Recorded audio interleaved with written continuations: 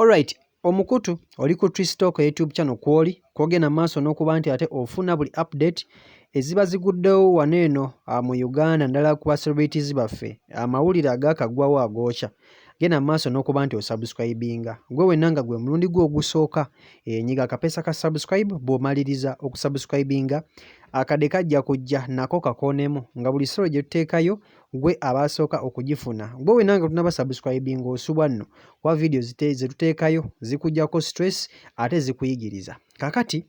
nga ngenze maaso n'amawulire ag'olunaku olwaleero oba mu kaseera kano media fraternity yonna ate ekedde mu kiyongobero omuwala gw'olaba mu bifaananyi awo abadde amanyiddwa nga Sharifah Kirabo ng'ono yali mukozi ku radio emanyiddwa nga Radio Simba. Omuwala oyo afudde era nga yafudde obulwadde obwa ulcers. Bwe batyo abakozi banne bavuddeyo ne bategeeza eggwanga abadde muwala muto abadde muwala mulungi era Radio Simba evuddeyo n'ekakasa okufa kw'omukozi waabwe era bavuddeyo ne batwala okusaasira kwabwe eri ab'effamire ssaako n'abo abawagizi baabwe nti bafiiriddwa omuwala abadde omukozi ennyo ate abadde omulungi abadde muwala muto nga muwala anyirira nga bw'omulaba awo yabadde muwala muto era nga muwala anyirira naye afudde obulwadde obwa ulcers olunaku olwaleero so si mawulire malungi ku sayidi eyo naye nga ge mawulire ate agaliko olunaku era olwaleero aziikiddwa wali eri ku bijja bya bajjajjaabe aziikiddwa era nga bw'oba wali oli mugoberezi wa Radio Simba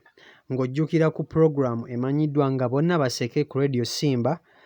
ne Radio Simba Friday night omwalo oyo ze program ezimu ezo ze yali akola ku radio eyo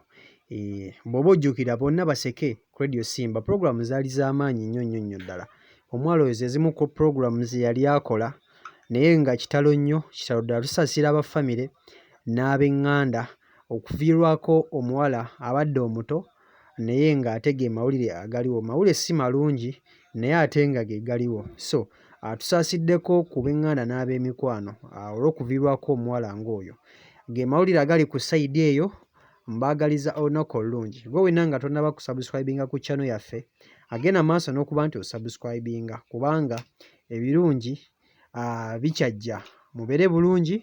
mweraba.